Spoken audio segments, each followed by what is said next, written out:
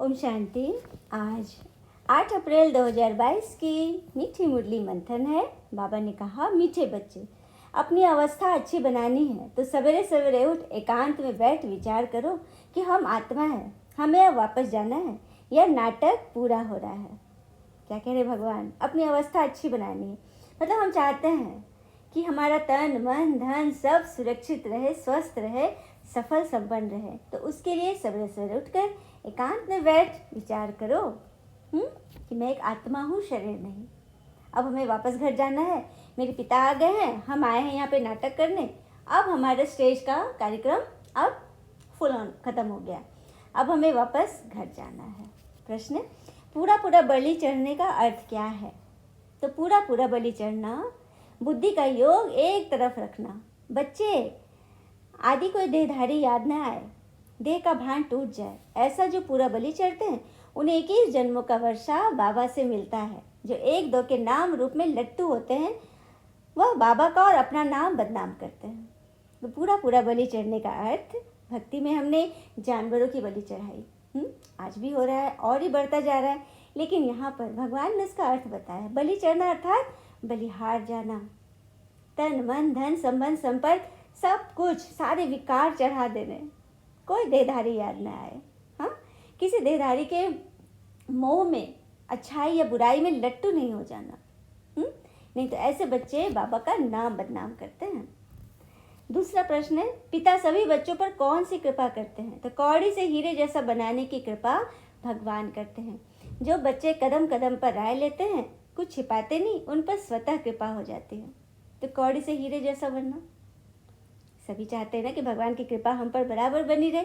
तो बस कदम कदम भगवान की राय पे चलो। और भगवान हमें रोज रोज हमें राय दे रही है। मुरली क्या है? हमारे लिए वो पत्र है, वो पाती है जो हमें सही राह दिखाती है।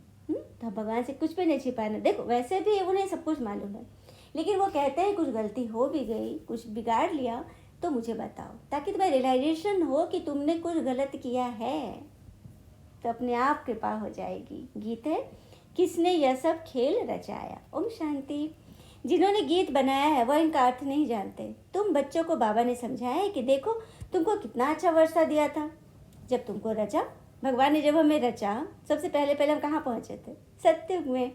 तो स्वर्ग है नई रचना। दुनिया नहीं जानती कि स्वर्ग की रचना कैसे रची जाती है, फिर कैसे माया रूपी 5 विकार चढ़ जाते हैं। द्वापर से एक एक बात नहीं है नई दुनिया के लिए। सत्युग किसको कहा जाता है ये भी नहीं जानते हो, फिर यह कैसे जानेंगे? यह नॉलेज कोई भी शास्त्र में नहीं है, स्वयं परमपिता परमात्मा ही आकर नॉलेज देते हैं। तो नॉलेज भी प्राय लोप हो जाती है। नॉलेज से राजयोग सीख राजाई पाई, बस मतलब ज्ञान नहीं रहता है। नॉलेज से इस संगम पर राजयोग सीखा और सत्युग में राजाई पाई, बस इतना ही लेना देना है। इसको कहा जाता है स्पिरिचुअल नॉलेज। स्पिरिचुअल कहा जाता है स्पिरिट को। स्पिरिट माना आत्मा। सुप्रीम स्पिरिट कहेंगे बाबा को। परमात्मा है सुप्रीम स्पिरिट और हम लोग है सिंपल स्पिरिट। वो परमात्मा, हम लोग सिर्फ आत्मा। अनेक नाम दे दिया है। कहते भी है स्पिरिचुअल ज्ञान चाहिए, फिलॉसफी, फिर शास्त्रों का ज्ञान हो जाता है। शास्त्र पढ़कर उनको जाना जाता है। परमपिता परमात्मा तो शास्त्र पढ़ते ही नहीं, उसको कहा जाता है नॉलेजफुल। मनुष्य समझते हैं वह अंतर्यामी है, परंतु ऐसे तो नहीं। ड्रामानुसार जो जैसा कर्म करते हैं उनको वह फल तो मिलना ही है। अब देखो, कर्म का क्या महत्व है कि हम जैसा कर्म करेंगे उस अनुसार हमें फल मिलता है। लेकिन यदि हमारे अंदर ईमानदारी और सच्चाई है तो ईश्वर कैसे हमारी मदद करते हैं, सुनते हैं इस प्रसंग से।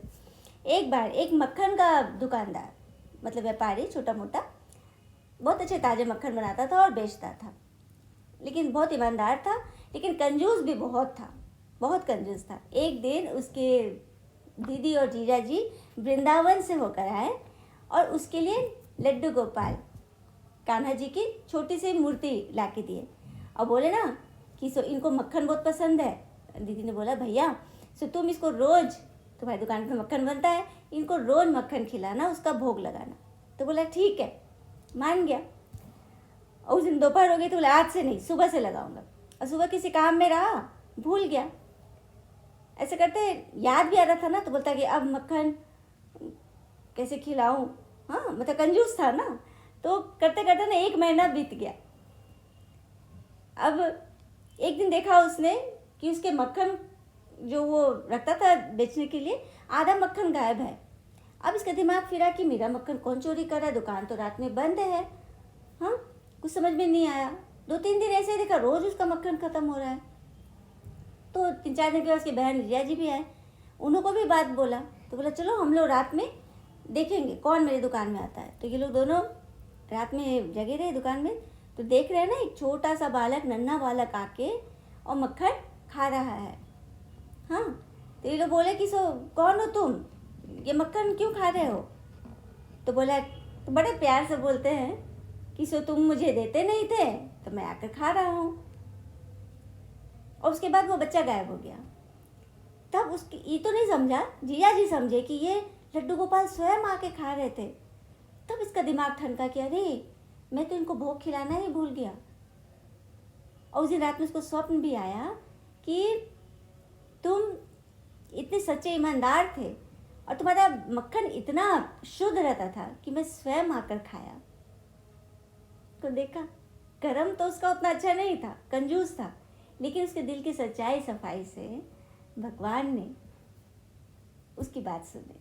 हाँ, उसको मतलब दर्शन दिए। तो ये भक्ति की कहानी है, लेकिन कितना अच्छा हमें सिखा रहा है ना कि हम यदि दिल सच्चा हो ना, तो ईमानदार हो, तो उसका भी फल मिलता है। तो वही बात है कि जैसा कर्म करेंगे उसका हमें फल तो मिलना ही है। बच्चों को कर्म कर्म विकर्म की गति भी बाबा समझाते हैं। कर्म अकर्म कब होता है, फिर कर्म विकर्म कब बनता है, कर्म अकर्म कब बनता है। जब हम सतयुग में होते हैं तो हमारे कर्म का जब कोई हिसाब किताब नहीं बनता, न पाप का बनता न पुण्य का बनता, तो वो कर्म हमारा अकर्म हो जाता है। कर्म विकर्म जब बनता है जब विकार युक्त कर्म करते हैं। द्वापर कलयुग में स्वर्ग में कोई बुरा काम नहीं होता, तो विकर्म कैसे होगा, वहाँ रावण राज ही नहीं है। हाँ, लेप छेप तब लगता है जब विकर्म करते हो। पाप कराने वाला है रावण। अब तुम बच्चों को बाबा समझाते हैं। मनुष्य तो ये नहीं जानते कि सत्युग में विकार बिगड़ बच्चे कैसे पैदा होंगे। बहुत लोग कहते हैं विकार होते जरूर, परंतु इतने नहीं, मतलब सत्युग के बारे में वहाँ भी होते होंगे, बच्चे कैसे होंगे। लेकिन बाबा तो कहते हैं योग बल से सब काम होगा। वहाँ अपवित्रता का तो नाम ही नहीं है। वहाँ रावण ही नहीं तो विकार कहाँ से आया। सिख लोग भी गाते हैं ना, मूत पलीती कपड़ धोवे। तो सब मूत पलीती है, मतलब इतने गंदे हैं। ये किसकी निंदा नहीं करते, जो जैसा होगा उसको ऐसा जरूर कहेंगे। मतलब किसी की निंदा थोड़ी कर रहे हैं, वो तो कहावत है, ग्रंथ है, गुरु ग्रंथ में, मूत पलीती कपड़ धोवे। परमात्मा आकर कपड़े धोते हैं, तो किसी को बुरा नहीं कह रहे हैं। मतलब ये बात है, जो सच्ची बात है वो उन्होंने बताया। परंतु बाबा तो फट से कहते हैं बच्चे, काम विकार महाशत्रु है, उस पर पूरी तरह जीत पानी है। गुरु नानक ने परमपिता परमात्मा की महिमा की है। कहते हैं जप साहे सुखमनी। किसको जपना है, सुखमनी, सुख सागर को। बाबा कहते हैं मुझे याद करो। जिसको आधा कल्प याद किया वो चीज़ अगर मिल जाए तो कितनी खुशी होनी चाहिए। परंतु खुशी भी उनको होती है जो घड़ी घड़ी अपने को आत्मा समझते हैं। बाबा ने कह दिया, आत्मा समझने से बाबा के साथ लव रहेगा। आत्मा को इस बात का पता ही नहीं कि हमारा बाबा कौन है। बाबा का बन पिता के ऑक्यूपेशन को न जाना तो उसको क्या कहेंगे, बुद्धू। जब हम भगवान के बन गए, भगवान को जान लिए और उनके ऑक्यूपेशन को नहीं जाने, उनके नियम को नहीं जाने, उनके ज्ञान में नहीं चले, तो बुद्धू ही बने ना। प्रहलाद की कथा सुनाते हैं, बदला लेने के लिए थंब से निकला, परंतु परमात्मा है कहाँ, एड्रेस का पता भी नहीं। मतलब कहानी तो बना दिया कि थंब से निकलेंगे, परमात्मा रियल में कहाँ से आते हैं। वो गीत था ना बहुत सुंदर, ऐ खुदा तू बता तेरा क्या नाम है, तू है रहता कहाँ, तेरा क्या धाम है, क्या है तेरी रजा, तू क्यों हैरान है, तुझको खुद से छिपाने का इल्जाम है। भगवान पर तो हम यही कह रहे कि तूने खुद को छिपाया कहाँ हो, तभी तो भगवान हमारे पास आ गए हैं। फिर बाबा कहते हैं अभी तुम बच्चे ये बात जानते हो, तुम हो ब्रह्मा कुमार कुमारियाँ, प्रजापिता ब्रह्मा का भी नाम वाला है। स्त्री तो है नहीं कि उनसे बच्चे पैदा करे, जरूर मुख वंशावली होंगे। मतलब कैसे बच्चे हो गए, ब्रह्मा के बच्चे कैसे हो गए, हाँ, मुख से ना, मुख से ज्ञान सुनकर। तो परमपिता परमात्मा ब्रह्मा द्वारा रचना रचते हैं। पहले पहले ब्रह्मा को रचा, फिर ब्रह्मा द्वारा हम बच्चों को रचते हैं, मतलब को अडॉप्ट करते हैं। और एडॉप्शन किसको किया जाता है? जो गरीब होते हैं उसी को ना अडॉप्ट किया जाता है, अमीर लोग उसको गोद लेते हैं ना। तो पहले ब्रह्मा को अडॉप्ट किया। इस रूहानी यात्रा का किसको पता नहीं, पुरुषार्थ करते हैं हम निर्वाण धाम जाएं, जो बुद्धि की यात्रा ब्रह्मा तरफ होगी। हाँ, निर्वाण धाम जो साधु संत कहते हैं निर्वाण चले जाएंगे, मोक्ष पालेंगे, तो बुद्धि की यात्रा किधर जा रही? तत्व की तरफ, ब्रह्म की तरफ, कि परम धाम जाएंगे। समझते हैं ब्रह्म में लीन हो जाएंगे, तो फिर जिस्मानी यात्रा करने की दरकार क्या है? यात्रा है ही निर्वाण धाम की। उनको फिर ज्योति जो समाये या बुदबुदे में मिल गया, ऐसा नहीं होता है। मतलब आत्मा में मिल गई तो उसका अंश ही खत्म हो गया ना। यह आत्मा यात्रा करती है, ब्रह्म तत्व में जाती है, यह रूहानी यात्रा। बाकी उन सबों की है जिस्मानी यात्रा। उनको तो मालूम ही नहीं कि निर्वाण धाम कौन ले जा सकता है। अभी बेहद का पिता कहते हैं मैं ही सबको ले जाता हूँ, सर्व का पंडा मैं ही हूँ। भगवान कह रहे मैं सर्व का पंडा हूँ। सत्युग में बहुत थोड़े मनुष्य, बाकी सभी आत्माएं वापस जरूर जाती है। राइटियस बाबा ही आकर बताते हैं, जो सबसे राइटियस है, सत्यवादी कौन है? सत्य ईश्वर सत्य कौन है? बाबा। अब तुम हो सच्ची यात्रा पर। हम आत्मा है, नाटक पूरा होता है, वापस जाना है, यह पक्का हो जाना चाहिए। एकांत में बैठिए, ख्याल करो कि हम आत्मा है, बाबा हमको लेने आए हैं। ये चोला छींची है, ऐसे अपने साथ बातें करनी होती है। इसको विचार सागर मंथन कहा जाता है। बाबा ने कर्म करने की तो छुट्टी दी है, बाकी रात को जाकर ये अभ्यास करो तो दिन में भी अवस्था अच्छी रहेगी, मदद मिलेगी। रात का अभ्यास दिन में काम आएगा। रात को जागना है 2 बजे के बाद। बाबा बार बार कहते हैं ना, रात में जाग कर अभ्यास करो। तो रात माना 2 बजे, 10 से 12 का समय, 10 से 2 का समय बिल्कुल डर्टी टाइम है। इस समय नहीं जगना चाहिए। 10 बजे सो जाओ और सुबह 2 बजे उठ जाओ। इसीलिए बाबा कहते हैं ना, मंथन सवेरे सवेरे करो। हम आत्मा है, बस अब बाबा के पास ही जाना है। एक चोला छोड़ दूसरा लेंगे, यह है अपने साथ बातें करने का ढंग। 84 जन्म पूरे हुए हमारे, बाकी कुछ दिन रहे हुए हैं। ऐसे बात करना। बाबा हमें सब कुछ सिखाते हैं ना, छोटे बच्चे की तरह। बाबा ही आकर शिक्षा देते हैं, नहीं तो हम ऐसे श्रेष्ठ पवित्र बन कैसे सके। इस समय करप्शन तो बहुत है, इसलिए नाम निकलते हैं सदाचारी कमेटी। आगे ये सब बातें नहीं थी, ये करप्शन आदि सब अभी हुई है। मिनिस्टर आदि बनते हैं तो कितने पैसे लूटते हैं, कितना भ्रष्टाचार है ना। सत्युग में होती है श्रेष्ठाचारी गवर्नमेंट। तुम बहुत श्रेष्ठाचारी बन रहे हो, वहाँ पाप का नाम नहीं होता। बाबा आकर स्वर्ग के मालिक बनाते। सभी जो डर्टी है उनको गुल बना रहे हैं। स्वर्ग स्थापन करने, स्वर्ग को सदगति दे, फिर खुद छिप जाते हैं बाबा। मेरा पाठ ही सबको सदगति देना है। मैं सारी दुनिया को क्या से क्या बना देता हूँ। ये तो मनुष्य भी कहते हैं लड़ाई लगेगी, अखबार में पढ़ता है 5 वर्ष के अंदर यह होगा वह होगा, अच्छा विनाश होगा। भला फिर कब होगा? यह विनाश भी क्यों होता है, कारण बताए। मतलब जितने लोग उतनी बातें, सबके अंदर होता है। विनाश होगा तो कब होगा, डेट बताओ, कारण बताओ। तुम अब जानते हो बाबा स्वर्ग की स्थापना कर रहे हैं। हमें पता है ना, भगवान आए स्वर्ग की स्थापना करने, तो नरक का जरूर विनाश होगा ना। लड़ाई लगेगी तभी तो स्थापना होगी। फिर बाबा समझा रहे, तुम सब देवी देवता सो श्रेष्ठाचारी थे, फिर भ्रष्टाचारी बन गए, फिर श्रेष्ठाचारी बन रहे हो। हम सो श्रेष्ठाचारी 16 कला थे, फिर 14 कला में आए, फिर भ्रष्टाचारी बनते बनते बिल्कुल ही तमोप्रधान भ्रष्टाचारी बन गए। इस गोले के चित्र में भी क्लियर लिखा हुआ है। वर्ण का रूप भी बताते हैं, परंतु उसे चोटी ब्राह्मण नहीं बताते। 4 वर्ण हमने सुना है, देवता, क्षत्रिय, वैश्य, शूद्र, लेकिन ब्राह्मण धर्म गायब कर दिया, जो कि सबसे मेन है। ब्राह्मण ही ये चारों चक्र में आते हैं वर्ण में। अभी तुम ब्राह्मण सो फिर देवी देवता बनेंगे, इसलिए दैवी गुण धारण करने अभी वापस जाना है। फिर हमारे लिए सारी दुनिया स्वर्ग हो जाएगी, धरती को पानी नहीं मिलेगा। ऐसे रात को अच्छी रीति विचार सागर मंथन करो तो दिन में बहुत मदद मिलेगी। मतलब बाबा कह रहे हैं कि विचार सागर मंथन करो, हम ऐसे देवता बनेंगे, धरती को अशुद्ध पानी नहीं मिलेगा, शुद्ध मिलेगा। सारी दुनिया, सारा सागर ही शुद्ध हो जाएगा।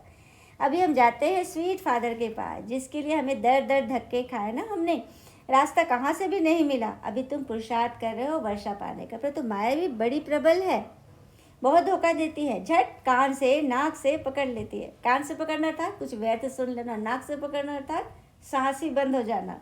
इतना कस के भपका लग गया ना माया का कि बस सांस ही अटकने लगी, सीने में दर्द।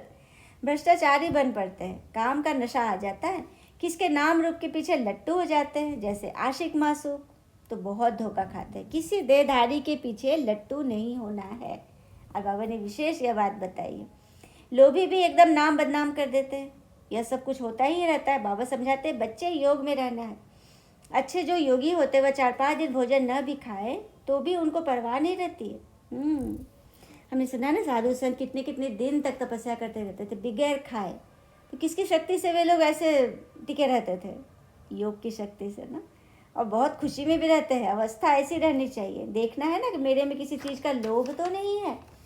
एम रखनी चाहिए कि हम फुल पास होकर दिखाएंगे। कल्प कल्पांतर की बाजी है, अपनी जांच करनी है। हम लक्ष्मी नारायण को वरने अथा रजाई लेने के लायक बने हैं। अगर कोई खामियां है तो वो निकालनी पड़े। खामियां छिपी नहीं रह सकती।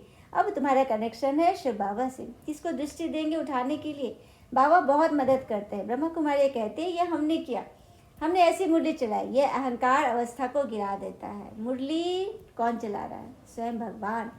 इसीलिए बच्चों के मुख पे सदा बाबा रहे। तारीफ करनी तो उस बाबा की करो जिसने हमें माइक बनाया है ना। जो अच्छे अच्छे बच्चे हैं वो समझते हैं बाबा की मदद मिल रही है। कईयों में तो माया प्रवेश होने से ऐसे गिर पड़ते हैं जो बात मत पूछो। तो इसमें तो पूरा आत्म अभिमानी बनना चाहिए। देह में दृष्टि नहीं जानी चाहिए। बाबा शिक्षा देते रहते सुधरते जाओ। माया का धोखा मत खाओ, नहीं तो पद गवा देंगे। उस पति को तो तुम कितना याद करती हो, और यह पतियों का पति जो तुमको अमृत पिलाते कौड़ी से हीरा बनाते उनको याद नहीं करते। बाबा ये लाइन बड़ी उल्हाना रूप में देता है ना कि तुम मनुष्य आत्मा को तो कितना याद करते हो, लेकिन जो कि सबको सजाने वाले, जो कि पति का भी मतलब माता पिता गुरु है, उसको नहीं याद करते। कौड़ी से हीरे बना रहे हो उसको नहीं याद करते, घड़ी घड़ी भूल जाते। तो मुझे कितना याद करना चाहिए? श्रीमत पर पुरुषार्थ किया जाता है। कोई भी बात हो तो पूछना चाहिए, बाबा मेरे में क्या गुण है? देह का भान तोड़ना है। जो पूरा बलि चढ़ते हैं उनको 21 जन्मों का वर्षा मिलता है। पूरा बलि चढ़ने का मतलब है उनकी तरफ बुद्धि रहे। या बच्चे आदि जो कुछ भी है उनसे भी बुद्धि हट जानी चाहिए। बाबा कहते हैं उसके बदले में तुमको वहाँ सब कुछ नया मिलेगा। अभी हम यदि अपनी बुद्धि योग से बाबा की तरफ लगाए, सारे चीज़ों की तरफ से, इस दुनिया में जो चीज़ भी दिखाई दे रहा है उन सभी चीज़ों से बुद्धि योग निकाल देना है। फंसना नहीं है। गृहस्थ व्यवहार में रहते सब कुछ बाबा को सौंप दो।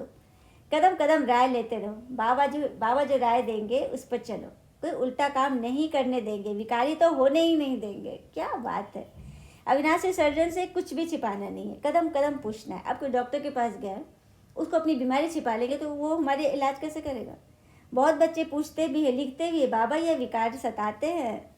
कोई तो काला मुख करके भी बताते नहीं, छिपाते रहेंगे तो और ही काले होते जाएंगे। अच्छा, मीठे बच्चों प्रति भगवान की नमस्ते। हम बच्चों के भी प्यारे बाबा को नमस्ते। धारणा के लिए मुख्य सार, पहले पॉइंट, फुल पास होने के लिए जो भी खामियां हैं, विकारों का अंश है, उसे समाप्त कर देना है। किसी भी बात का अहंकार नहीं रखना है। दृष्टि बहुत पवित्र शुद्ध बनानी है। कभी भी किसी देहधारी के पीछे लटकना नहीं है। मियाँ मिट्टू लट्टू नहीं बनना है। पूरा आत्माभिमानी बनना है। वरदान, साइलेंस की शक्ति से बुराई को अच्छाई में बदलने वाले शुभ भावना संपन्न भव। साइलेंस की शक्ति से बुराई को अच्छाई में बदलने वाले शुभ भावना संपन्न बनो। कैसे बनेंगे? जैसे साइंस के साधन से खराब माल को भी परिवर्तन कर अच्छी चीज़ बना देते हो ना, ऐसे आप साइलेंस की शक्ति से बुरी बात व बुरे संबंध को बुराई से अच्छाई में परिवर्तन कर दो। ऐसे शुभ भावना संपन्न बन जाओ जो आपके श्रेष्ठ संकल्प से अन्य आत्माएं भी बुराई को बदल अच्छाई धारण कर ले। नॉलेजफुल के हिसाब से राइट रॉन्ग को जानना अलग बात है, लेकिन स्वयं में बुराई को बुराई के रूप में धारण करना गलत है। इसीलिए बुराई को देखते जानते भी उसे अच्छाई में बदल दो। सबसे पहले तो अपनी कमी कमजोरियां देखो। आप नॉलेजफुल हो गए हो, दूसरे के लिए नहीं कि उसमें क्या बुराई है, खुद में देखो। अपने आप के चेक एंड चेंज करो। दूसरे की बुराई न देखो बल्कि उन्हें अच्छाई में बदल दो। शुभ भावना संपन्न बनो। स्लोगन, सहनशीलता का गुण धारण करो तो कठोर संस्कार भी शीतल हो जाएंगे। जैसे कि मूर्ति जब बनती है, सबने देखा मूर्ति बनते हुए। स्वदर्शन चक्र में इसकी पॉइंट को समझाया गया है कि मूर्ति जब बनती है तो कितनी ठोकर लगती, कितनी चोटें लगती, छेनी हथौड़ा सब लगता है, लेकिन फिर भी वो टूटती नहीं, क्योंकि खंडित मूर्ति की पूजा नहीं होती। तो पूजन योग्य बनना है तो खंडित नहीं होना, बात बात में रूठना नहीं है, लाजवंती नहीं बनना है। सहनशीलता का गुण धारण करो।